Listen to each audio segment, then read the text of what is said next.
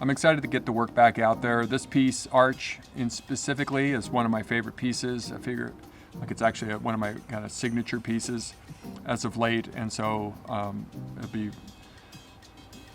intriguing to see it back out in the public and see what the reactions are this time.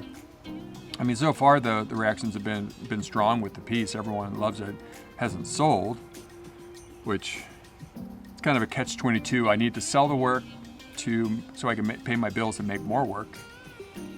But pieces like this, I've put so much of my heart and soul into the work that I don't, on a certain level, there's a part of me that doesn't want to sell them. I'm happy to put them out there in the world, but I want to get them back. And so I can continue this dialogue of putting them in, putting them out there, and having this relationship with the work, at least for a little while longer. But it's, in the end, the work is for sale.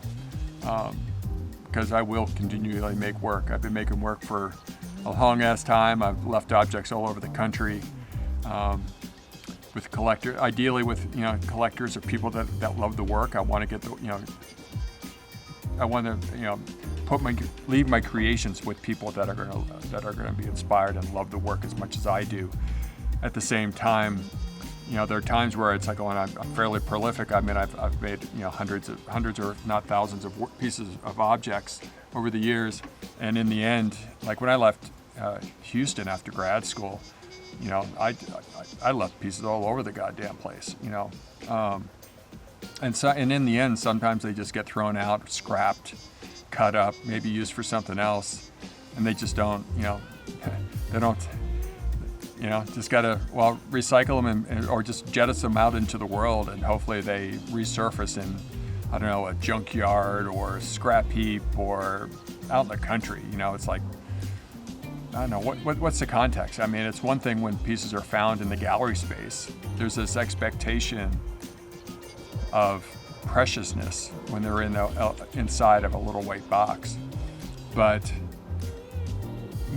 what happens to that object? What's the perception of that object when it's found, caught up in a bunch of weeds under a pile of rusty metal, or overgrown out in a field?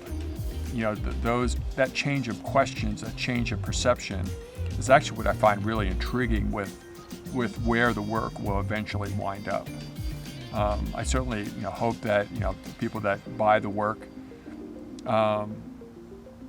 hold on to it and find it as precious as I do, but at the same time, their lives change. Who's to say, what happens, to their situation, to their group of objects, and where does the work truly wind up? Ultimately, everything I make, and more so because I make my work out of tangible materials, metals and ceramics and glass, is that unless people really go out of their way to destroy the work. I mean, the ceramics and glass can obviously break and get broken down into smaller fragments, artifacts.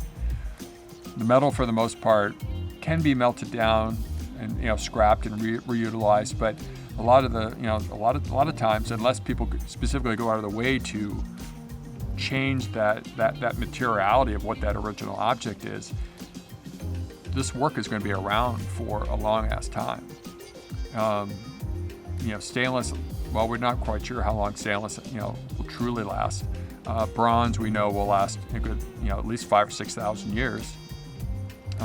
If it's not changed, it just oxidizes so slowly.